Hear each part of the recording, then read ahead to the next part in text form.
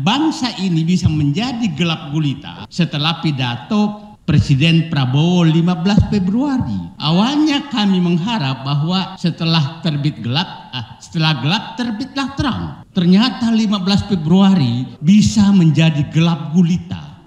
Saking takutnya mungkin Presiden sekarang, itu sebenarnya dosa-dosa Joko Widodo itu ditutupi dengan kata-kata efisiensi anggaran. Padahal sebenarnya adalah dia harus membayar utang tahun ini, pemerintah kita rakyat Indonesia 1.352 triliun. Utang yang dibikin oleh Joko Widodo. Tapi saking takutnya kepada Joko Widodo, sepertinya Presiden Prabowo membungkus itu ini demi efisiensi. Saking takutnya barangkali.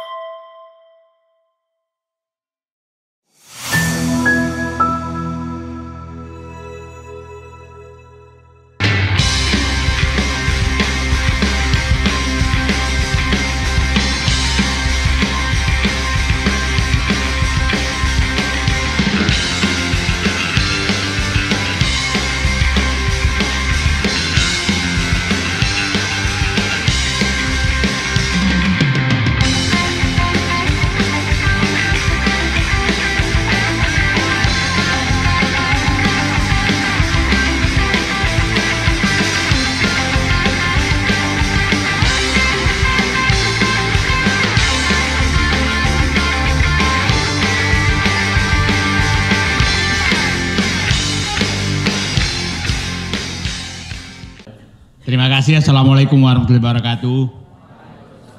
Bapak-bapak dan ibu, adik-adik mahasiswa, kami rombongan ini 2 hari, ini hari kedua, mendatangi sumber-sumber yang membuat Indonesia gelap. Penyebab Indonesia gelap. Kemarin kami di Solo, hari ini di Jogja. Apa yang kami inginkan adalah menuntut 2 kota ini untuk ikut bertanggung jawab atas gelapnya Indonesia. Solo penyebabnya 2, dosanya 2. 1, dia bikin kami terpaku semua dengan SMK. Dan orang Solo ikut terlibat terhadap SMK itu. Yang kedua, orang Solo juga ikut terlibat tentang asal-usul keturunan penyebab kegelapan ini. Nah, jadi kita mendatangi kemarin supaya mulai dari Solo menebus dosanya terhadap bangsa ini. Hari ini kita di Jogja. Di Jogja 1 penyebabnya ijazahnya nggak jelas, tapi bukan dari kampus ini. Jadi saya katakan penyebab Indonesia gelap, Solo 2 andilnya, Jogja 1 andilnya. Jadi supaya Indonesia tidak gelap gulita, maka bangkitlah Solo dan Jogja menebus dosanya terhadap memunculkan penyebab kegelapan ini. Nah, sehingga kami tetap temanya adili Jokowi. Nah, bangsa ini bisa menjadi gelap gulita setelah pidato Presiden Prabowo 15 Februari. Awalnya kami mengharap bahwa setelah gelap terbitlah terang. Ternyata 15 Februari bisa menjadi gelap gulita. Karena ternyata bukan lagi hanya melanjutkan, malah ingin kita memuji-muji penyebab kegelapan itu. Ndasmu. Nah, ini kita semua bingung, mahasiswa harus menjadi bingung. Yang saya menjadi pertanyaan sekarang, gugatan mengingin gelap hashtag Indonesia gelap menghilangkan penyebab kegelapan itu. Penyebab kegelapan adalah adili Jokowi. Kok hilang sekarang itu? Seakan-akan penyebab kegelapan ini adalah kebijakan baru. Padahal sebenarnya penyebab kegelapan adalah kebijakan Joko Widodo. Tapi diteruskan, tidak berani Prabowo mengkoreksi. Jadi menurut saya ini paketnya harus lengkap. Penyebab kegelapannya harus diusut, yang melanjutkan kegelapannya kalau mau ya dituntut juga gitu. Jangan hanya yang melanjutkan. Nah, jadi apa sih penyebab kegelapan yang paling berat sekarang adalah 1, kebohongan, 2, keculasan, 3, kelicikan, dan 4 adalah kebodohan kita semua. Itu. Dan itu kita harus akhiri, kebodohan kita semua. Nah, begini. Ini saking takutnya mungkin presiden sekarang, itu sebenarnya dosa-dosa Joko Widodo itu ditutupi dengan kata-kata efisiensi. Anggaran. Padahal sebenarnya adalah dia harus membayar utang tahun ini, pemerintah kita rakyat Indonesia 1.352 triliun. Utang yang dibikin oleh Joko Widodo. Tapi saking takutnya kepada Joko Widodo, sepertinya Presiden Prabowo membungkus itu ini demi efisiensi. Saking takutnya barangkali. Nah, ini kan cara komunikasi yang menurut saya sangat perlu diperbaiki. Jadi kenapa sih nggak menyatakan karena Presiden Joko Widodo membuat utang, maka kami melakukan pemotongan anggaran. Kan clear sekali. Nah, karena Joko Widodo menyerahkan semua tambang ke Cina, maka kami tidak bisa mendapatkan uang. Karena Joko Widodo sudah melakukan tax amnesty, pengampunan terhadap pendosa-pendosa besar, maka kami tidak punya lagi kantong cadangan. Ini mahasiswa harus memahami betul seperti ini. Itulah yang terjadi. Kegelapan ini penyebabnya adalah Joko Widodo. Tapi apabila Presiden Prabowo tidak berani memperbaiki kebijakan Joko Widodo, maka Presiden Prabowo Subianto tidak berani melakukan perbaikan terhadap kebijakan Joko Widodo, maka Indonesia akan menjadi gelap gulita. Itu saya pikir pernyataan yang sangat tegas.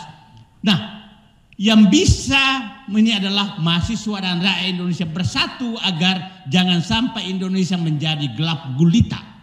Itu yang kita harus lakukan. Nah, kita lama sekali seakan-akan dihipnotis oleh kemampuan seakan-akan ini Joko Widodo. Saya kasih contoh lah. Dia menyatakan tambang Freeport diambil, bukan diambil, itu dibeli 51 triliun. Bukan diambil. Dia bilang tambang blok rokan diambil, bukan, habis kontraknya dan dijual oleh Joko Widodo kepada Pertamina. Ini kan kita dibohongi terus. Ini sebenarnya negara ini, saya masih punya cita-cita Pak. Kalau ini kira-kira sudah kekuasaan Joko Widodo, saya ingin bikin patung kebohongan mobil SMK, karena itu biang kerok semua negara ini, penyebab semua. Nah, itu semua terjadi. Setelah itu, karena ditepuk tangani oleh para penjilatnya, maka dia serahkan tambang ke Cina. Pak, saya sudah hampir mengunjungi semua tambang. Saya bilang, Bapak Prabowo, perampok-perampok tambang itu, maklar-maklar tambang, pemalak-pemalak tambang itu ada di sekitar kekuasaan. Dan masih ada sekarang di sana. Jadi kalau, coba bayangkan Pak, itu ada perusahaan smelter, Pemiliknya saya tahu 5 orang, dan 5 orang itu ada semua di sekitar Pak Prabowo. Berapa ini perusahaannya? 75 anaknya dan cucunya. Dan di anak cucu itu sembunyi semua. Mungkin Jan Etes juga udah ada di situ. Bersembunyi semua di dalam situ. Nah, kalau Pak Prabowo memperbaiki negeri ini, saya katakan audit pemilik tambang dan perampok-perampok tambang yang sedang ada di Morowali, Maluku Utara, dan Kalimantan. Bapak tahu ada pelabuhan sangat besar yang dirancang di Kalimantan, itu kapal super apa namanya, nggak ngerti lagi saya, karena itu terbesar di dunia dan hanya itu oleh Cina, itu 600.000 ton sekali pergi. Dan apa yang mau diangkut? Boksit. Ini di Morowali itu hampir 200 km pantai, itu kira-kira mungkin tinggal 40 km yang tidak dikuasai oleh Cina. Dengan alasan kawasan berikat. Terus kita harus diam semua. Pak Sugeng Waras saya pikir udah mendidih darahnya, mudah-mudahan teman-temannya juga masih mendidih. Pak, negara ini kedaulatannya sudah habis. Dan saya sekarang tidak berani lagi menitip kedaulatan ini kepada Presiden Prabowo. Karena pidato tanggal 15 Februari. Karena saya tahu orang yang dipuji adalah tidak punya rasa mempertahankan kedaulatan. Bagaimana saya menitipkan kedaulatan negara kepada orang yang memuji orang yang tidak menghargai kedaulatan negara.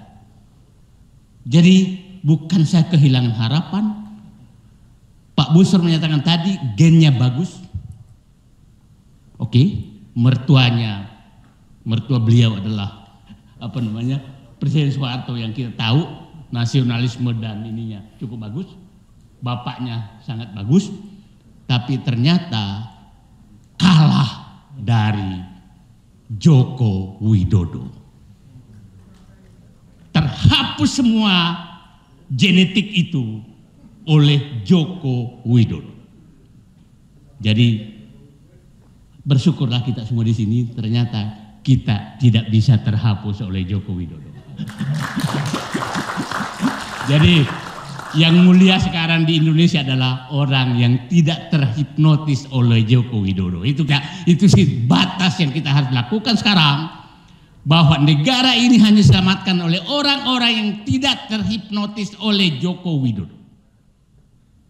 Bapak di tetangga Bapak boleh tanyakan apakah Bapak suka Joko Widodo. Kalau dia suka maka langsung sikut aja, kau memang ini nggak cocok. Jadi kalau yang kan ada wakil menteri teriak nggak senang, kabur aja katanya, yang nggak usah pulang. Yang kita minta kabur aja lah orang pemuja dan takut kepada Joko Widodo, itu kabur aja kalian dari negeri ini. Itu saya pikir sikap yang harus kita lakukan.